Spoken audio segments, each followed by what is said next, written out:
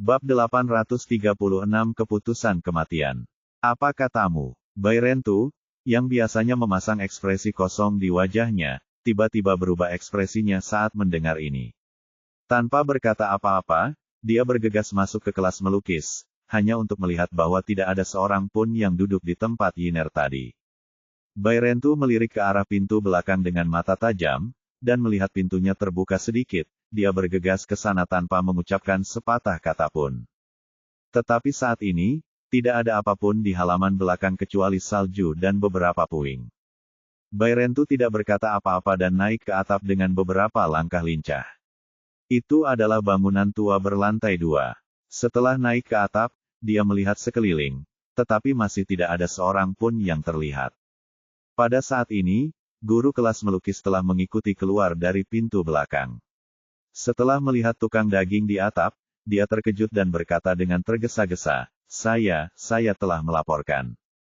Sebelum dia selesai berbicara, tukang daging di atap melompat turun dari gedung, bergegas ke guru kelas melukis, mencengkeram lehernya, wajahnya muram, dan dia berkata dengan suara yang dalam, siapa yang menculik Yiner? Mengapa kamu tidak menghentikannya? Guru kelas melukis membuka mulutnya lebar-lebar, tampak sangat kesakitan, dan urat-urat di pelipisnya langsung menonjol. Hei, beraninya kau melakukan itu. Beberapa orang tua lainnya bergegas mendekat dan langsung menunjuk Bairentu sambil berteriak, lepaskan Guru Yao. Jika kau tidak ingin mati, keluarlah dari sini. Bairentu berteriak kepada semua orang dengan suara yang sangat dingin. Bagaimanapun, Bairentu adalah sosok yang terkenal di peringkat pembunuh dunia. Sekarang orang yang paling dicintainya diculik, temperamennya yang kejam dan dingin meledak lagi. Ketika semua orang melihat tatapannya yang kejam, wajah mereka berubah warna karena takut, mereka menciutkan leher, dan minggir. Tidak seorang pun berani mengatakan sepatah kata pun. Dia bilang dia temanmu. Guru Yao yang dicekik Bairentu membuka mulutnya sekuat tenaga dan berbicara kepada Bairentu dengan susah payah. Mendengar ini, Bairentu melonggarkan cengkeramannya dan berkata dengan suara dingin, dia mengaku sebagai temanku. Ya, dia bilang dia temanmu. Guru Yao terbatuk beberapa kali, terengah-engah dan buru-buru menjelaskan, Aku mencoba menghentikannya saat itu, tetapi dia terlalu kuat, dan tanpa mengatakan apapun, dia mengangkat Yiner dan melarikan diri. Aku sama sekali tidak bisa menghentikannya. Cahaya dingin melintas di mata Bairentu. Otot-otot di wajahnya berkedut, ekspresinya sangat ganas, dan detak jantungnya juga meningkat tidak biasa. Dia bertanya kepada Guru Yao dengan marah, apalagi yang dia katakan. Dia juga menyuruhku menunggumu datang dan menyuruhmu pulang. Guru Yao berkata dengan gemetar. Melihat ekspresi Bairentu seolah-olah dia ingin memakan seseorang, dia merasakan ketakutan yang tak terlukiskan di dalam hatinya. Ketika Bairentu mendengar ini, dia berbalik tanpa berkata sepatah kata pun dan berlari kembali ke tempat tinggalnya. Pada saat ini, salju yang baru saja berhenti, mulai turun lagi. Bairentu berlari sekuat tenaga menuju rumah, dan dia merasa bisa mendengar suara detak jantungnya sendiri.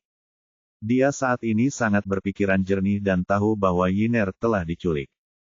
Karena dia tidak mempunyai teman lain di Sangjing, atau bahkan di seluruh Yanxia kecuali Lin Yu dan yang lainnya, jadi tidak ada seorang pun yang akan mengerjainya. Tentu saja, sekarang Hu Qingfeng ada di sini, ada kemungkinan Hu Qingfeng akan mengerjainya seperti ini.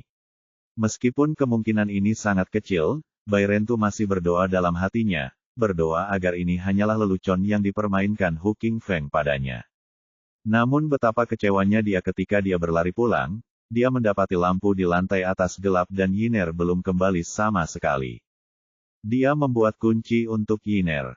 Kaki Bairentu lemas dan dia tersandung. Dia telah menahan kekuatan hidup dan mati berkali-kali dan menyaksikan banyak orang mati di depannya. Dia menjadi mati rasa sampai mati. Namun sekarang nyawa Yiner dipertaruhkan, dia menyadari bahwa hal yang tidak diketahui dan kematian begitu putus asa dan menakutkan.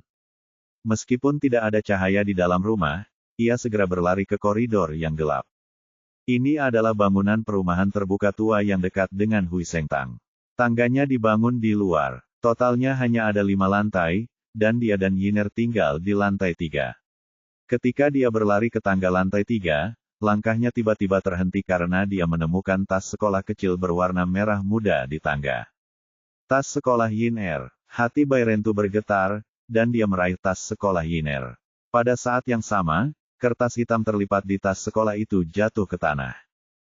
Ketika Bairentu melihat kertas hitam itu, wajahnya langsung menjadi gelap. Dia tahu bahwa kertas itu mungkin ditinggalkan oleh orang yang menculik Yiner. Dia segera mengambil catatan itu dan membukanya dengan hati-hati. Hanya ada beberapa baris bahasa Inggris yang ditulis dengan tinta putih pada catatan itu. Sebagai seorang pembunuh yang telah aktif di kancah internasional selama bertahun-tahun, Bairentu sangat fasih berbahasa Inggris dan secara alami dapat memahami kata-kata dalam catatan itu. Ketika dia melihat kata-kata itu dengan jelas pada kertas hitam itu, tubuhnya bergetar hebat seolah-olah dia tersengat listrik, dan dia hampir tersandung dan jatuh ke tanah. Sebagai pembunuh yang terkenal secara internasional, ia memiliki kualitas mental yang sangat kuat. Namun, sekuat apapun seseorang, ia memiliki kelemahan, dan Yiner adalah kelemahannya. Selama kelemahan ini dipukul, jantung Bairentu akan langsung hancur. Namun, ia masih bisa bertahan dan tidak jatuh. Namun, isi kertas hitam itu seperti pedang, menusuk dadanya dengan ganas, menghancurkan sisa kekuatannya hingga tak tersisa. Tangan sang penjagal 100 orang bergetar pelan, lalu ia mengambil lagi kertas hitam yang terjatuh ke tanah, memandanginya sekali lagi, lalu mengepalkan tangannya erat-erat. Isi pada kertas hitam itu sebenarnya sangat sederhana. Artinya, aku memberimu waktu 2 hari untuk membunuh He Jiarong dan gadis itu akan dikembalikan kepadamu. Kalau tidak, kamu dan dia akan mati. Tidak ada nama pada tanda tangan di sudut kanan bawah, tetapi ada sosok abu-abu menakutkan dengan tanduk dan ekor. Bayangan iblis. Meskipun dia tidak pernah berkomunikasi dengan bayangan iblis, Bairentu tetap langsung menilai bahwa orang yang menculik Yiner adalah bayangan iblis. Dengan kata lain, asumsi awalnya benar. Bayangan iblis datang ke Yanxia kali ini hanya untuk Lin Yu. Ah! Bairentu meraung, matanya memerah, dan dia meninju pagar dengan 2 tinjunya yang kuat, merasakan sakit yang teramat sangat. Pada saat ini, dia merasa seolah-olah tubuhnya akan terkoyak. Di satu sisi adalah orang yang paling dia cintai, dan di sisi lain adalah Tuan He, yang telah membantunya dan Yiner. Dia tidak tahu bagaimana membuat pilihan untuk sesaat. Dia telah berjanji pada tuannya bahwa dia akan melindungi Yiner bahkan dengan mengorbankan nyawanya, tetapi dia juga berutang nyawa pada Tuan He. Jika orang lain, dia akan menyelamatkan Yiner bahkan jika itu berarti mempertaruhkan nyawanya sendiri. Tetapi orang yang menculik Yiner kali ini adalah bayangan iblis, pembunuh terbaik kedua di dunia yang lebih terampil darinya. Bairentu bahkan tidak bisa menemukannya, apalagi melawannya. Tidak diragukan lagi bahwa bayangan iblis ini telah membuat pemahaman penuh sebelum datang lagi. Dia tahu pentingnya Yiner bagi Bairentu, dan juga tahu bahwa Bairentu dan Lin Yu memiliki hubungan dekat. Jika Bairentu tiba-tiba menyerang Lin Yu ketika Lin Yu sama sekali tidak siap, tingkat keberhasilannya akan sangat tinggi. Bairentu duduk di anak tangga yang tertutup salju, di tengah salju tebal di malam yang gelap, menggenggam selembar kertas hitam di satu tangan dan tas sekolah Yiner di tangan lainnya, pikirannya kosong dan berdengung. Ding-ling-ling. Pada saat ini telepon genggamnya tiba-tiba berdering. Bairentu menjabat tangannya erat-erat, lalu mengeluarkan ponselnya. Seperti yang diduganya, orang yang menelepon adalah Lin Yu. Dia dengan hati-hati menekan tombol jawab. Halo, Kakak Niu, di mana kamu dan Yiner? Suara Lin Yu datang dari ujung telepon, bercampur dengan suara percakapan yang berisik, yang tampaknya sangat bahagia. Bairentu merasa sangat sedih ketika mendengar suara itu, dan berkata dengan lembut, Tuan, Yiner dan aku tidak akan pergi ke sana. Yiner berkata bahwa dia mengantuk setelah bermain sepanjang sore dan ingin segera tidur. Hah, Lin Yu di ujung telepon tidak dapat menahan perasaan sedikit kecewa, dan kemudian berkata, baiklah, kalau begitu biarkan Yiner beristirahat dengan baik terlebih dahulu. Lagi pula ini hari libur, jadi kamu bisa datang besok. Ya, Bairentu mengangguk dengan penuh semangat, dan kemudian tiba-tiba bertanya, Tuan, apakah Anda mencintai keluarga Anda? Lin Yu di ujung telepon sedikit terkejut, dan kemudian tersenyum tanpa ragu, tentu saja. Lalu, apakah Anda bersedia memberikan segalanya untuk keluarga Anda? Bai Rentu bertanya lagi dengan suara rendah. Ya. Lin Yu di ujung telepon tersenyum, saya seorang pria, jadi tentu saja saya harus melindungi keluarga saya. Bai Rentu mengepalkan tangannya erat-erat dan berbisik serak, saya bersedia juga. Bab 837 ternyata ada hal-hal di dunia ini yang bahkan kematian tidak bisa menyelesaikannya. Mendengar perkataannya, Lin Yu di ujung telepon tidak dapat menahan tawa pelan dan berkata, Kakak Bai, aku tahu bahwa Yiner adalah darah daging hatimu, dan tentu saja kamu dapat memberikan segalanya untuknya. Hati Bai Rentu bergetar ketika mendengar perkataan Lin Yu, dan dia berkata dengan gembira, Tuan. Tuan, apakah kamu dapat memahamiku? Tentu saja, Lin Yu di ujung telepon berkata dengan wajar, aku juga punya saudara, tentu saja aku mengerti kamu, sebenarnya, aku tahu bahwa Yiner bukan hanya saudaramu, tetapi juga satu-satunya harapanmu untuk bertahan hidup di dunia ini. Lin Yu sangat memahami Bai Rentu, dan tahu bahwa Bai Rentu sebenarnya sedang menderita. Jika bukan karena Yiner, Bai Rentu mungkin sudah kehilangan arah hidupnya sejak lama. Bai Rentu, yang tampaknya tidak pernah memiliki fluktuasi emosional, tidak bisa tidak gemetar ketika dia mendengar kata-kata Lin Yu, tidak apa-apa. Bai Rentu menggelengkan kepalanya dengan lembut, dan berkata omong kosong, hanya. Yiner bertengkar dengan saya sekarang, jadi saya merasa sedikit tidak bahagia. Petik 2. Haha, Lin Yu di ujung telepon yang lebih tua, tetapi saya tidak tahu apa-apa. Ketika dia mencapai pubertas, perbedaan dalam pemikiran antara Anda dan dia mungkin menjadi lebih besar dan lebih besar. Ya, aku tahu. Bai Rentu mengangguk pelan. Air mata di matanya tak dapat ditahan lagi dan mengalir tanpa suara. Ia mengepalkan tangannya erat-erat. Tuan, sudah waktunya makan malam. Di mana Lao Niu dan Yiner? Kenapa mereka belum datang? Suara Li Zenseng tiba-tiba terdengar dari ujung telepon yang lain. Lao Niu, cepatlah. Kakak Niu, karena kamu tidak datang, maka kita bisa makan malam. Lin Yu di ujung telepon berkata sambil tersenyum, kamu harus berkomunikasi dengan baik dengan Yiner. Bagaimanapun, dia masih anak-anak. Beli saja makanan lezat untuk membujuknya. Baiklah, aku tahu. Bai Rentu menjawab, dan kemudian buru-buru bertanya kepada Lin Yu, ngomong-ngomong, Tuan, apakah kamu? Apakah kamu bebas besok pagi? Pagi, aku bebas. Ada apa, Kakak Niu? Lin Yu bertanya dengan bingung. Tidak apa-apa, aku hanya ingin memintamu datang ke tempatku dan membantuku berbicara dengan Yiner. Kau lebih berpendidikan daripada aku, dia akan mendengarkanmu. Petik 2. Suara Bai Rentu sangat datar, tubuhnya sedikit gemetar, dan setiap kali dia mengucapkan sepatah kata, dia merasa seolah-olah ada pisau tajam yang memotong hatinya. Haha, ini bukan masalah. Lin Yu setuju dan berkata, King Mei dan Jiang Yan sama-sama ada di rumah. Aku akan membawa mereka ke sana besok. Kita bisa mengobrol dengan Yiner dan menemani Yiner bermain dan membeli beberapa pakaian. Tidak, Tuan. Kau bisa melakukannya sendiri. Bai Rentu berkata dengan tergesa-gesa setelah mendengar ini. Yiner itu orangnya mudah tersinggung. Dia mungkin tidak ingin terlalu banyak orang tahu. Anak ini, oke, kalau begitu, aku akan pergi ke sana setelah sarapan besok pagi. Lin Yu setuju sambil tersenyum.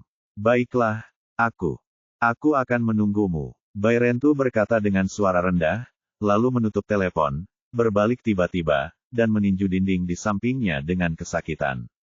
Bang! Dengan suara tumpul, pasir dan kerikil beterbangan kemana-mana, dan tinjunya langsung menghantam dinding. Seluruh bangunan tampak sedikit bergetar. Namun, dia tidak berhenti, dan meninju dinding itu berulang kali. Suara, bang-bang, itu tidak ada habisnya. Sebuah lubang besar dilubangi di dinding, dan jeruji besinya terlihat. Begitu pula, punggung tangannya berlumuran darah. Dasar orang gila. Saat itu, Beberapa penghuni lantai atas sepertinya mendengar suara teredam itu, lalu mencondongkan tubuh keluar untuk mengumpat. Baru pada saat itulah Bairentu berhenti dan jatuh berlutut di tanah dengan tubuh lemas. Ia tampak telah kehabisan semua tenaga dan perlahan jatuh di tangga yang tertutup salju, air mata sudah mengalir di wajahnya. Entah sudah berapa lama ia tidak meneteskan air mata sebanyak ini. Ia bahkan tidak menangis saat tuannya meninggal. Namun kini ia menghadapi siksaan yang sangat berat di dalam hatinya sehingga ia akhirnya tidak dapat menahannya lagi.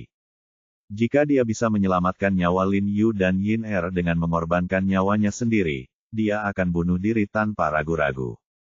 Namun sayangnya, kematian tidak dapat menyelesaikan apapun.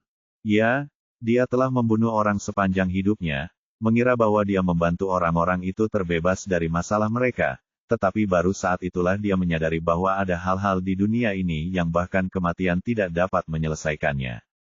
Tidak diketahui berapa lama waktu berlalu sebelum Bairentu akhirnya tenang. Hatinya sedingin es. Dia duduk di tangga, memegang tas sekolah Yiner erat-erat.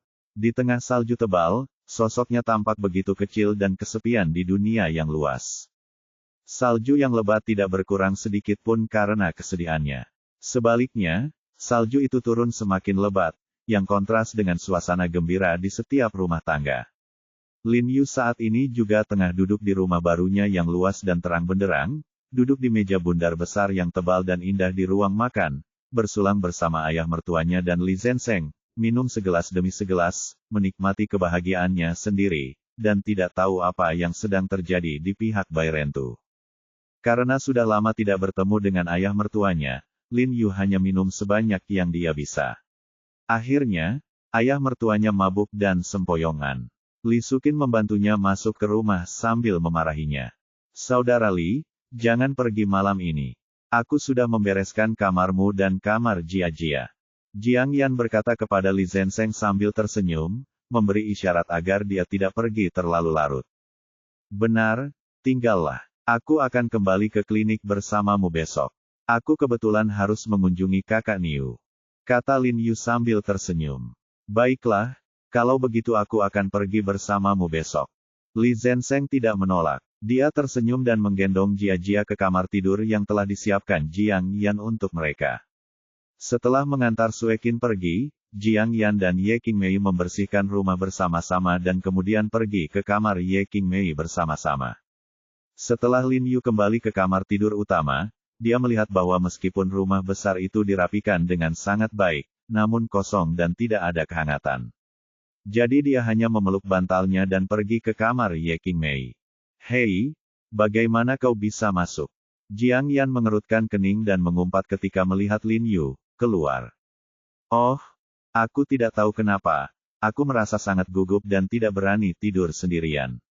Mungkin aku baru saja pindah dan memiliki fobia terhadap rumah baru. Lin Yu mengarang kebohongan tanpa berkedip. Dasar tidak tahu malu. Qingmei dan aku sudah lama tidak bertemu. Kami ingin mengobrol secara pribadi. Kenapa kau datang? Jiang Yan mengeluh dengan marah. Ya, aku sudah lama tidak bertemu dengan kakak perempuanku. Sudah waktunya bagi kita bertiga untuk berbicara baik-baik. Lin Yu mengangguk tanpa malu-malu, lalu langsung masuk ke selimut hangat di tempat tidur. Sungguh tidak tahu malu. Jiang Yan memarahi Lin Yu dengan dingin, namun tidak ada nada menyalahkan dalam nada bicaranya. Baiklah, Yan, mari kita terima saja dia dengan enggan. Sudah lama sekali kita bertiga tidak saling bicara. Kata Ye Qingmei sambil tersenyum. Benar sekali, kakak Yan, senior, cepatlah ke sini, tempat tidurnya hangat sekali. Lin Yu tersenyum dan menggerakkan tubuhnya, merasakan selimut yang hangat dan lembut, melihat salju tebal yang turun di luar jendela, merasakan rasa aman yang kuat, terutama dengan dua wanita cantik di sisinya. Hidup memang seperti ini, apalagi yang bisa diminta. Malam itu, mereka bertiga ngobrol sampai tengah malam tanpa menyadarinya, sampai-sampai Lin Yu tidak tahu kapan dia tertidur, dan tetap dibangunkan oleh Jiang Jingren keesokan harinya. Untungnya, Jiang Yan dan Ye Qingmei bangun pagi dan memberitahu Li Sukin dan Qin Siulan bahwa mereka tidur di kamar utama tadi malam, jadi mereka tidak dimintai pertanggungjawaban oleh Li Sukin dan Qin Siulan. Setelah sarapan, Lin Yu dan Li Zenseng bergegas ke klinik bersama. Saudara Li, turunkan saja aku di depan, aku akan pergi ke saudara Niu. Kata Lin Yu sambil menguap. Tuan, izinkan aku pergi bersamamu. Kata Li Zenseng, sudah lama sejak terakhir kali aku mengunjungi Lao Niu.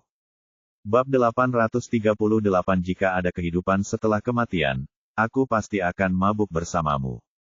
Sambil berbicara, Li Zenseng menyalakan lampu sein dan berpura-pura berbelok kiri di persimpangan di depan. Lin Yu membantunya memasang lampu sein dan berkata, lebih baik aku pergi sendiri. Sepertinya ada konflik antara dia dan Yiner. Biar aku yang pergi dan memberi tahu Yiner. Gadis kecil itu sensitif. Tidak baik jika terlalu banyak orang tahu tentang itu. Li Zenseng tertawa dan berkata, putriku juga sama. Anak-anak kecil zaman sekarang mungkin tidak terlihat terlalu tua, tetapi mereka tahu lebih banyak daripada kita dulu. Setelah itu, dia tidak memaksa lagi. Dia menghentikan mobilnya di persimpangan dan membiarkan Lin Yu keluar. Tuan, apakah kita akan kembali ke klinik sekarang? Li Zenseng membungkuk dan bertanya. Kembalilah, aku akan memanggil kakak Niu untuk minum bersama kita nanti siang, dasar ayam jago kecil. Lin Yu menirukan ucapan Li Zenseng. Baiklah. Li Zenseng setuju dan pergi. Lin Yu berjalan menuju tempat Bai Rentu dan Yiner tinggal, sambil berjalan di atas salju tebal. Kakak Niu, aku sudah menyuruhnya dan Yiner untuk pindah tempat, tapi dia tidak mau mendengarkan. Lin Yu bergumam sambil berjalan masuk. Sebenarnya, dia sudah mengatakan akan menyewa tempat baru untuk Yiner dan Bai Rentu, tetapi Bai Rentu tidak setuju, dengan mengatakan bahwa meskipun tempat ini agak tua, tempat ini dekat dengan klinik dan kehidupannya nyaman, yang cukup bagus. Ketika Lin Yu menaiki tangga, dia mendapati bahwa salju di seluruh tangga tampaknya telah dibersihkan oleh seseorang sejak lama, dan tangga itu bersih dan rapi. Ketika dia mencapai lantai 3, dia melihat sebuah gambar yang dipajang di dinding oleh seseorang. Dia tidak peduli, dan berjalan cepat ke koridor dan mengetuk pintu rumah Bai Rentu. Berderit, pintu tua itu segera dibuka, dan kemudian Lin Yu melihat Bai Rentu yang berwajah pucat. Kenapa matamu merah sekali? Halo, kakak Niu. Lin Yu sedikit terkejut saat melihat mata Bai Rentu penuh dengan darah. Dia bertanya dengan suara berat, lalu menyeringai dan berkata, bukankah kamu baru saja bertengkar dengan Yiner? Kenapa kamu tidak tidur semalaman? Jelas, Lin Yu mengira Bai Rentu tidak tidur semalaman karena konflik antara dirinya dan Yiner. Sambil berkata demikian, dia melangkah masuk ke dalam rumah dan Bai Rentu menutup pintu. Yiner, paman dia ada di sini. Segera bangun. Tidak apa-apa. Jangan terburu-buru, biarkan dia bermain. Aku baik-baik saja. Lin Yu tersenyum, lalu melirik ruangan itu dan berkata, Saudara Niu, apakah ruangan ini masih hangat?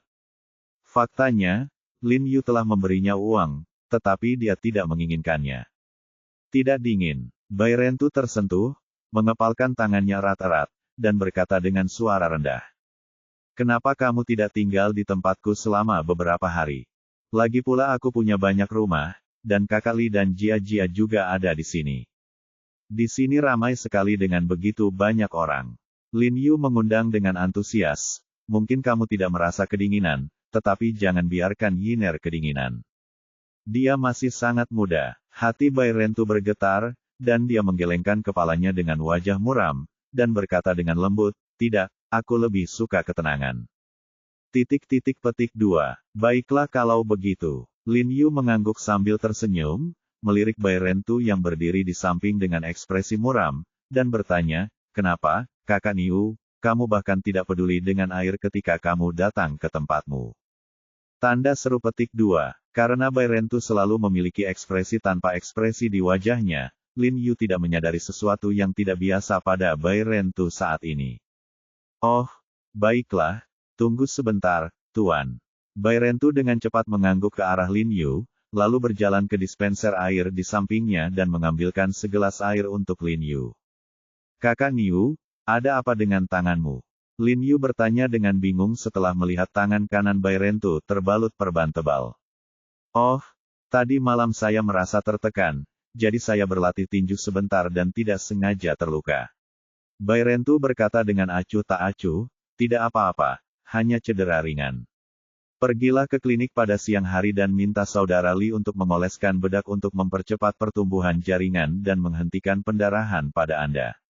Bawa pulang dan simpan sebagian. Kami punya banyak bedak ini di klinik kami. Lin Yu tersenyum padanya, lalu tiba-tiba menyadari sesuatu. Dia berdiri tiba-tiba, berjalan ke arah dinding, dan melihat beberapa lukisan besar dan kecil tergantung di dinding. Dia tidak bisa menahan diri untuk tidak berkata dengan heran, "Oh, saudara Niu, ini semua dilukis oleh Yiner."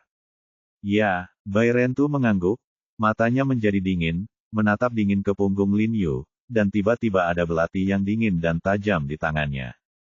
Saat ini, dia hanya berjarak 2 atau 3 meter dari Lin Yu, dan Lin Yu sedang melihat lukisan di dinding dengan saksama, memperlihatkan seluruh punggungnya kepadanya. Selama dia melancarkan serangan saat ini, dia 99% yakin bahwa dia bisa membunuh Lin Yu secara langsung.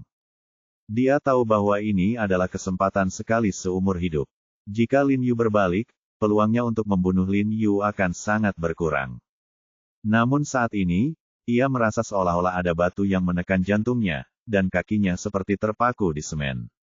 Apapun yang dilakukannya, ia tidak bisa bergerak sama sekali. Harus kukatakan, Yiner benar-benar berbakat dalam melukis. Lukisan cat minyak ini memiliki beberapa gaya dari para maestro asing. Lin Yu mengagumi lukisan Yiner di dinding dan mendesah, mengapa tidak membiarkannya belajar melukis di masa depan. Aku akan membayar semua biayanya. Sayang sekali jika anak yang berbakat seperti itu tidak belajar melukis. Sambil berbicara, Lin Yu meletakkan tangannya di belakang punggungnya, meregangkan lehernya, dan mengamati lukisan-lukisan di dinding dengan saksama. Dia jelas telah mencapai keadaan tanpa pamrih. Bai Rentu menggenggam erat belati di tangannya, menggertakkan giginya, dan memaksa dirinya untuk kembali ke karakternya yang haus darah dan kejam sebelumnya, memaksa dirinya untuk bersikap kejam dan menyingkirkan Lin Yu. Dia diam-diam berpikir dalam hatinya bahwa selama dia bisa menyingkirkan Lin Yu, dia akan bisa menyelamatkan Yiner. Paling buruk, dia akan menyerahkan hidupnya kepada Lin Yu. Namun, dia berutang 2 nyawa kepada Lin Yu. Jika bukan karena Lin Yu, masih menjadi pertanyaan apakah Yiner bisa bertahan hidup. Lagi pula, kalau Yiner tahu aku telah membunuh Paman He yang sangat disayanginya, bagaimana reaksi Yiner terhadapku? Bahkan jika Yiner selamat, akankah dia bahagia? Tubuh Bai Rentu tak mampu lagi menahan gemetar, dan tangan yang memegang belati itu pun melunak. Tiba-tiba ia mengambil keputusan dalam hatinya, keputusan yang menyakitkan. Namun setelah mengambil keputusan ini, rasa sakit yang menusuk di tubuhnya tiba-tiba menghilang. "Tuan, kenapa Anda tidak kembali dulu?" Bai Rentu berkata dengan suara rendah dan lembut. "Hah?" Lin Yu tiba-tiba menoleh dan bertanya dengan bingung, "Apakah kamu tidak menunggu Yiner?" Yiner lupa waktu saat dia mulai bermain, dan dia mungkin tidak akan kembali sampai siang. Bai Rentu berbisik, "Tunggu sampai dia kembali. Aku akan membawanya untuk menemuimu." "Oke." Lin Yu mengangguk sambil tersenyum, dan berkata, "Antar Yiner ke klinik untuk makan siang nanti. Kebetulan aku sudah setuju dengan saudara Li untuk memintanya menggoreng ayam jantan untuk makan siang." "Oke, aku akan membawanya ke sana kalau begitu." Bai Rentu mengangguk. "Kalau begitu aku pergi dulu," kata Lin Yu sambil berjalan keluar. Setelah sampai di pintu, Bai Rentu tiba-tiba berteriak pada Lin Yu, "Tuan." Lin Yu buru-buru berbalik dan bertanya dengan bingung, "Ada apa?" "Tidak, tidak ada apa-apa."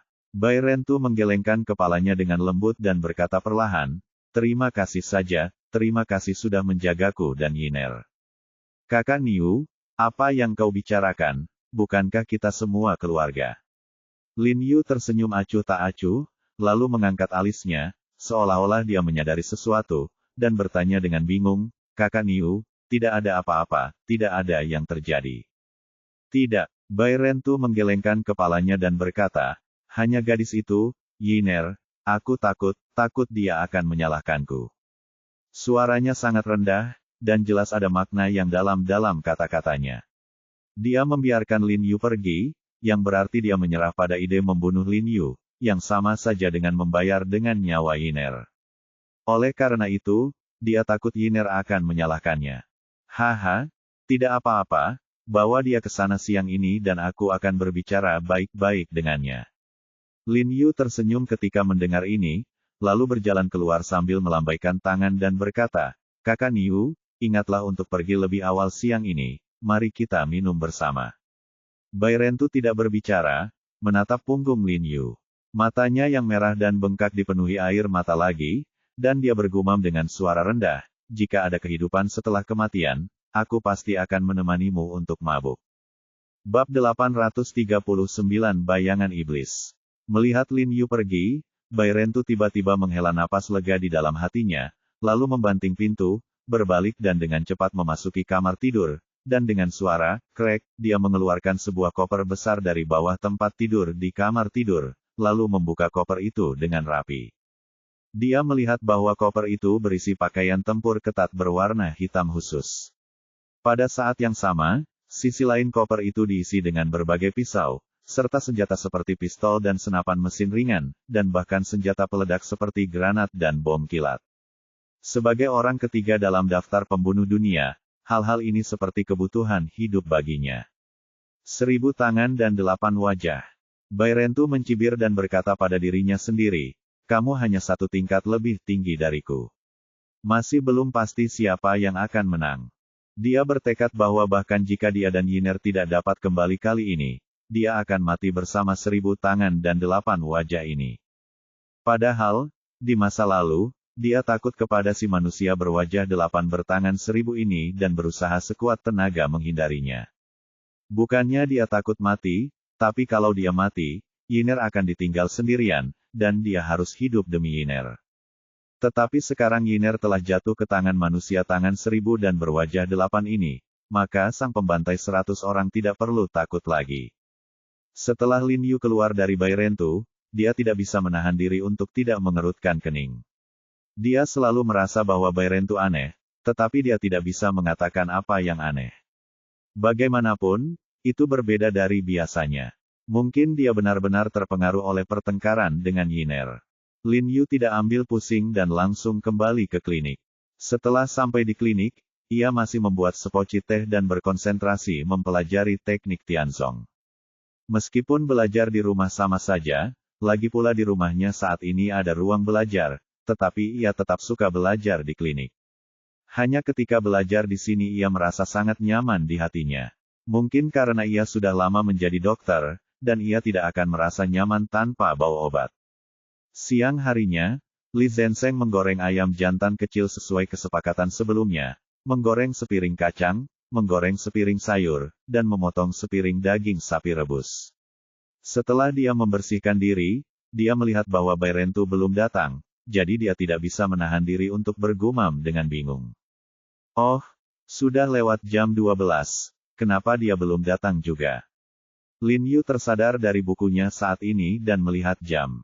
Aku akan meneleponnya, kata Li Zenseng sambil menelepon Bai Rentu. Dia tidak tahu apa yang dikatakan Bai Rentu di ujung telepon, tetapi Li Zenseng terus mengangguk sebagai jawaban. Setelah menutup telepon, Li Zenseng berkata kepada Lin Yu, Lao Niu tidak datang. Dia mengatakan bahwa seorang kerabat dari pihak Yiner akan datang dan akan tinggal di sini selama 2 hari. Kerabat. Lin Yu mengerutkan kening dan bertanya dengan bingung, kenapa tiba-tiba ada kerabat di sini saat tahun baru? Siapa yang tahu? Aku belum pernah mendengar bahwa Yiner punya kerabat sebelumnya. Li Zenseng menggelengkan kepalanya dengan bingung. Lin Yu mengerutkan kening dan memikirkannya dengan saksama, dan tidak mengatakan apa-apa lagi. Kemudian dia menyarankan, kita tidak bisa makan begitu banyak hidangan. Aku akan memanggil Bu Cheng dan Kakak Hu. Baiklah, Li Zenseng mengangguk. 2 hari berikutnya berlalu sangat cepat bagi orang-orang biasa. Menjelang tahun baru, suasana pesta semakin kuat dan suasana gembira semakin terasa. Namun bagi Bai Rentu, waktu berlalu sangat lambat. Ia hampir menghitung detik-detik selama 2 hari ini, dan setiap detik sangatlah sulit baginya. Pada malam kedua setelah tahun baru kecil, batas waktu yang ditetapkan oleh Qianshu Bamian tiba, dan Lin Yu masih hidup, yang berarti bahwa Bairentu belum memenuhi persyaratan Qianshu Bamiyan. Ini juga berarti Yiner mungkin telah kehilangan nyawanya. Saat malam tiba, Bairentu sudah berganti pakaian ketat dan berbagai perlengkapan diikatkan di tubuhnya. Ia duduk sendirian di ruangan gelap dengan jendela terbuka, merasakan angin malam yang sejuk, tubuhnya sedikit gemetar tak terkendali. Ia takut, sangat takut. Yang aku takutkan bukanlah 1000 tangan dan 8 wajah yang akan segera datang, melainkan kabar bahwa Yiner sudah tidak ada lagi di dunia ini. Pada saat ini, tiba-tiba terdengar suara, whoosh, yang menembus udara, dan sebuah benda hitam dengan cepat melesat keluar dari jendela, dan dengan suara, embusan, benda itu dipaku ke dinding seberang. Bairentu tiba-tiba menghindar dan bersembunyi di balik tempat tidur. Ia melirik keluar jendela dan melihat bahwa di luar sana sunyi, tidak ada gerakan sama sekali. Dia kemudian berdiri dan meraih benda yang baru saja terbang itu.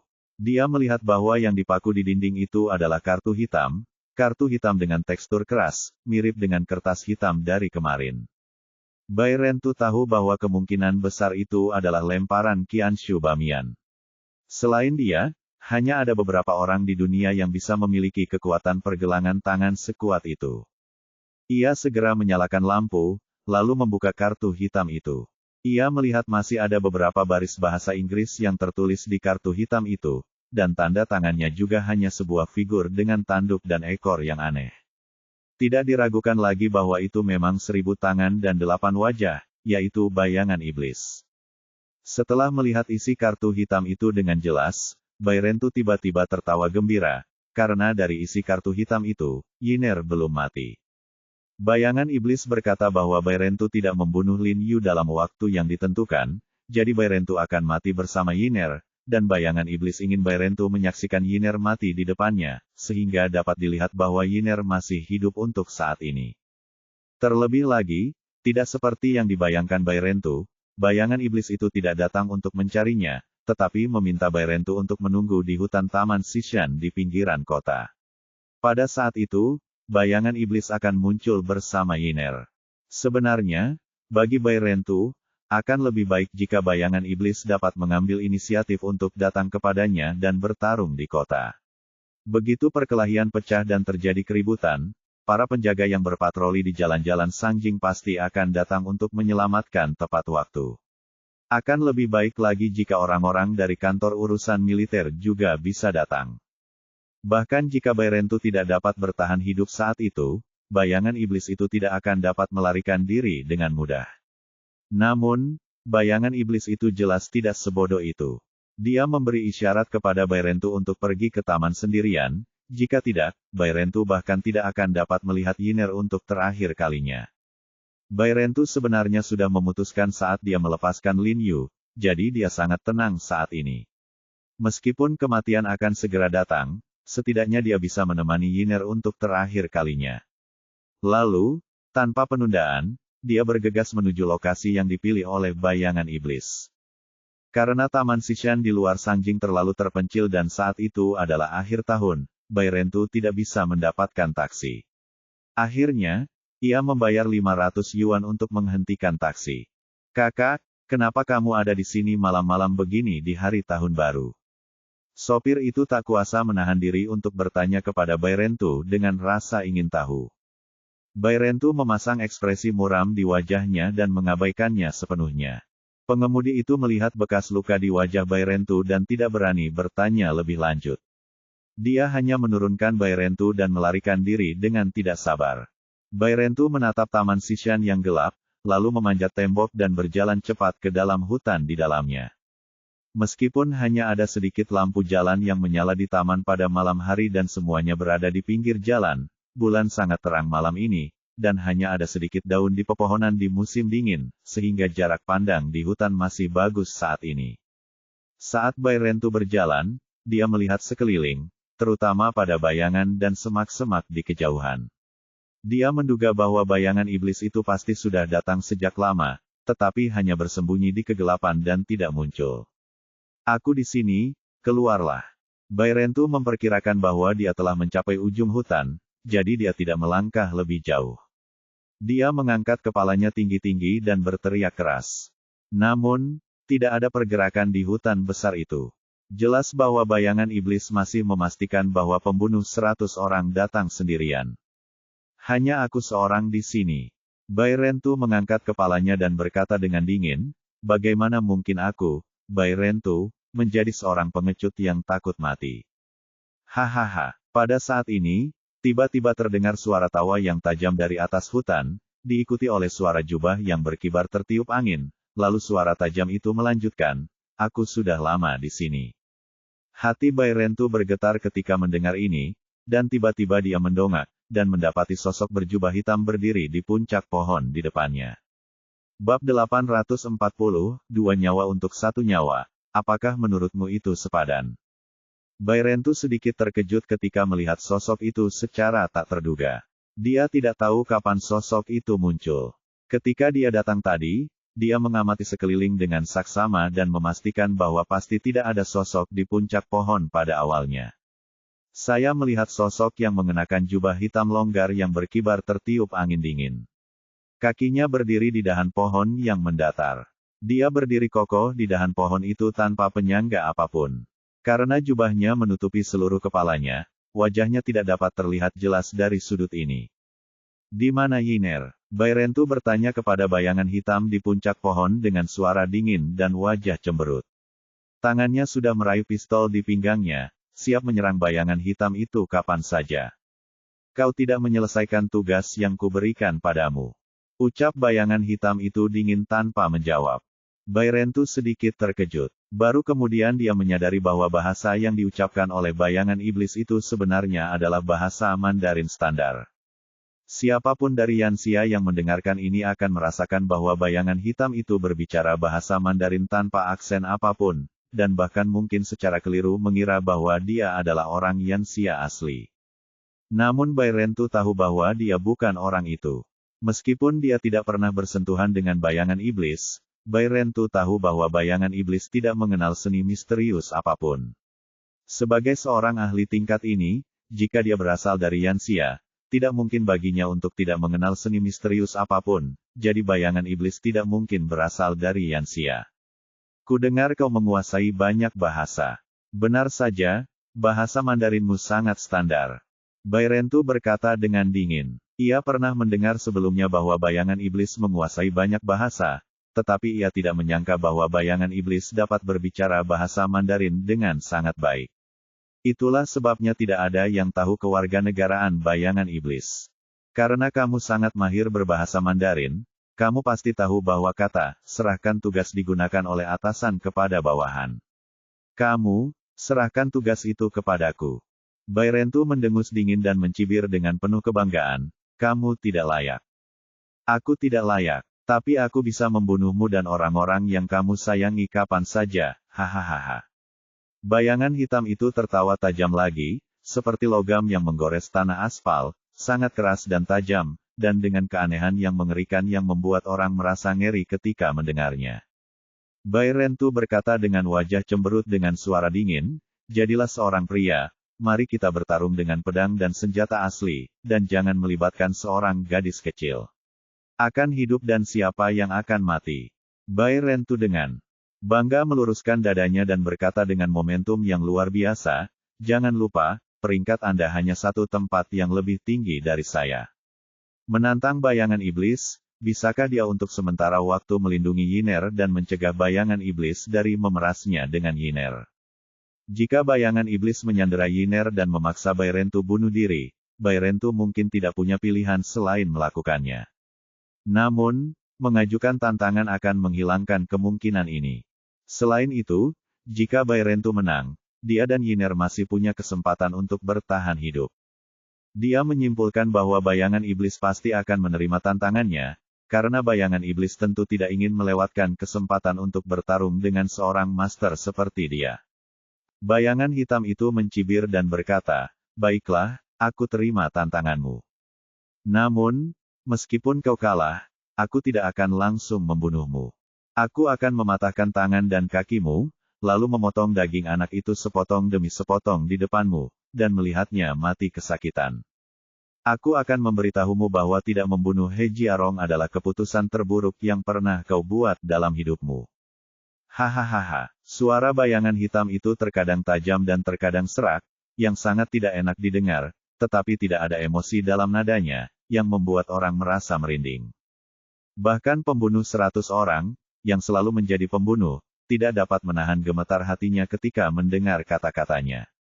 Jika dia benar-benar harus melihat Yiner mati di depannya seperti ini, itu akan lebih buruk daripada kematian baginya. Oleh karena itu, ia harus berusaha sekuat tenaga untuk membunuh bayangan iblis itu.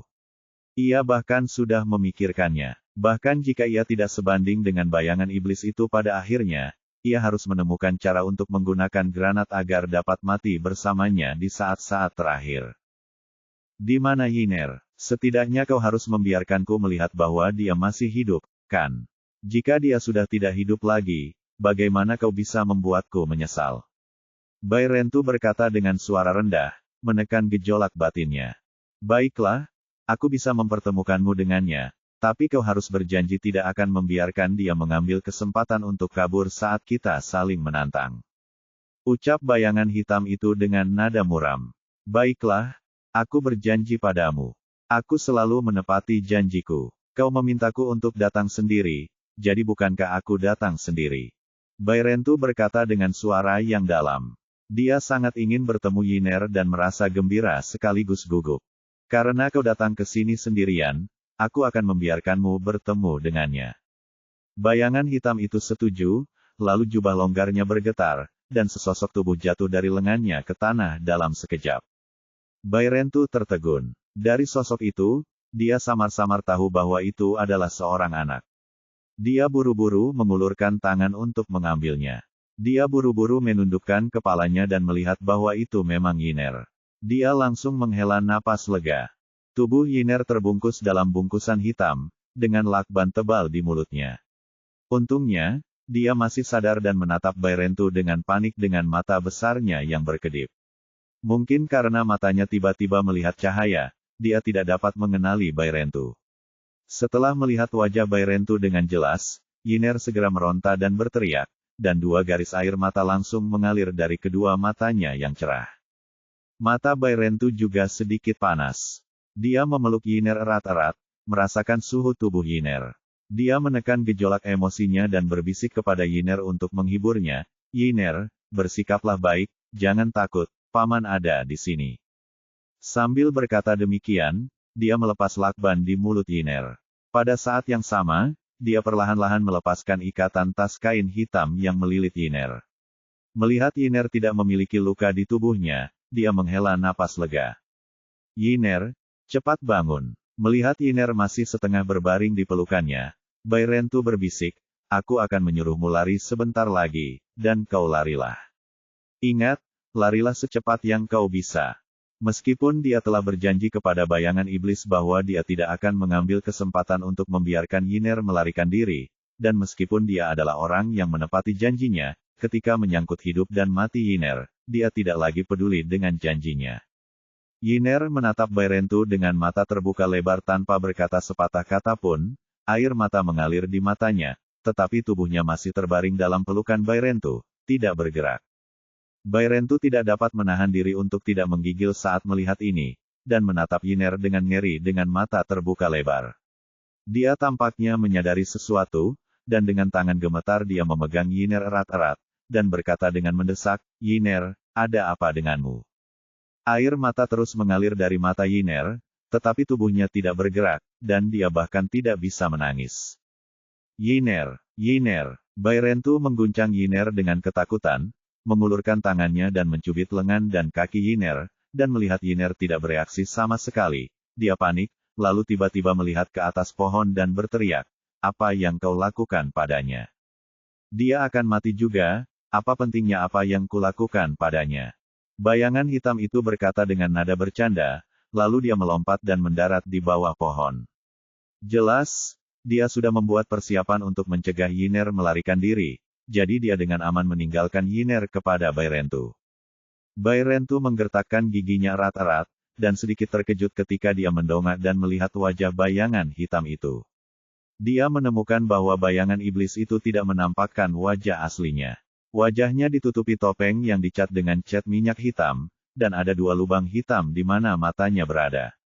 Itu tampak dalam dan gelap, dan tidak ada cahaya sama sekali, seolah-olah tidak ada dua mata di dalamnya, tetapi dua lubang hitam. Sekarang dia tidak bisa lari lagi, kau dan aku bisa berkonsentrasi pada pertarungan. Kata bayangan iblis dengan suara pelan. Sejujurnya, dia sedikit bersemangat dan penuh harap tentang pertarungan dengan Bairentu. Dia sudah lama tidak bertemu dengan seorang master seperti itu. Baiklah. Bairentu mengangguk pelan dan berkata dengan suara berat, tunggu aku menemukan tempat yang cocok untuk meletakkan Yiner. Sambil berkata demikian, dia dengan pelan mengangkat Yiner, berjalan ke pohon besar di sebelahnya, menurunkan Yiner perlahan-lahan, dan berbisik kepada Yiner, jangan takut, Yiner, paman akan segera mengantarmu pulang. Sambil berbicara, tangan yang dia letakkan di belakang Yiner tiba-tiba mengeluarkan pistol dari pinggangnya dengan sangat tersembunyi, mengangkat tangannya seperti kilat, dan melepaskan 3 tembakan ke arah bayangan iblis itu, bang bang bang.